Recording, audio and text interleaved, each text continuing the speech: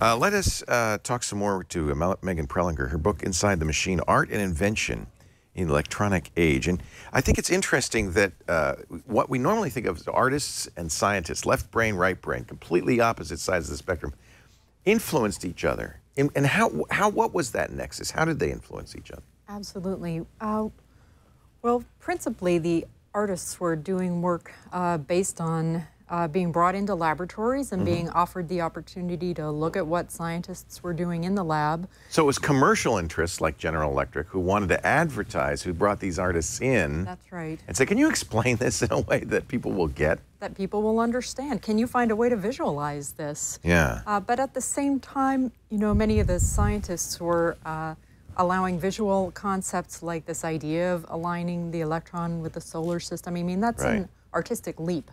It is. It is. Yeah. And although it's a natural one, and humans kind of get it. This is an ad from Stromberg Carlson.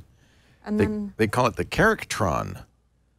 Optically printed 10 times faster than electromechanical printing. This is 1957. It was a precursor to Xerox technology. Oh, wow. And this is business to business, right? This is not for consumers. That's right. Yeah.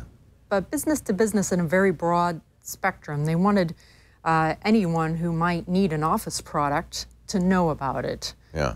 If not the general public, it's a pretty big subset of the general public. The size of this thing and the paper coming out there.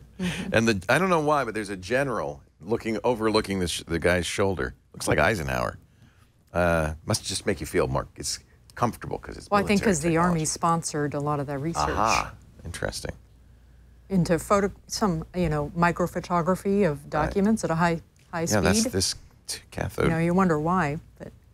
Yeah, what would they want? Well, but I think also it's telling of 1957, isn't it? That there's this. I mean, we have a general who's a president. We have kind of a trust in military technology, and so this is trustworthy. You know. Right. It's military grade. Right. Yeah. So it's both. Came from the military. That's right. You can trust it. Might not now have the same connotations. So that's why it's culturally. This is so informative about the culture of the time. The new Markatron. The name. Do you spend any time with the names? Oh, lots. I love it. Hysterical. There's a whole, yeah. Oh yeah, Markatron.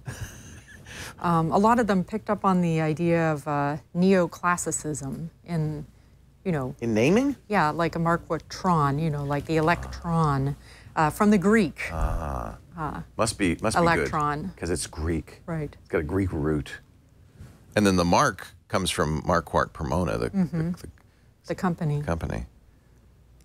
Defunct in the early 70s after they lost a contract to build a nuclear rocket. A nuclear rocket? Yeah. Canceled. Maybe that wasn't such a good, although they have done something similar since then. And you even just include logos, which are great. I mean... that because of the way the word variant is worked into the waveform. Isn't that cool? So that's art and language and science combined together in that little logo. I thought it was special, so I put it in. Yeah, I love that. So what you're really saying here is that the artists, well, I don't want to put words in your mouth, but the artists are influenced by the science. So it's a loop, and then use their art to explain the science to others. That's right. And then because people are learning about the science through the art, the whole understanding of science is inseparable from the art.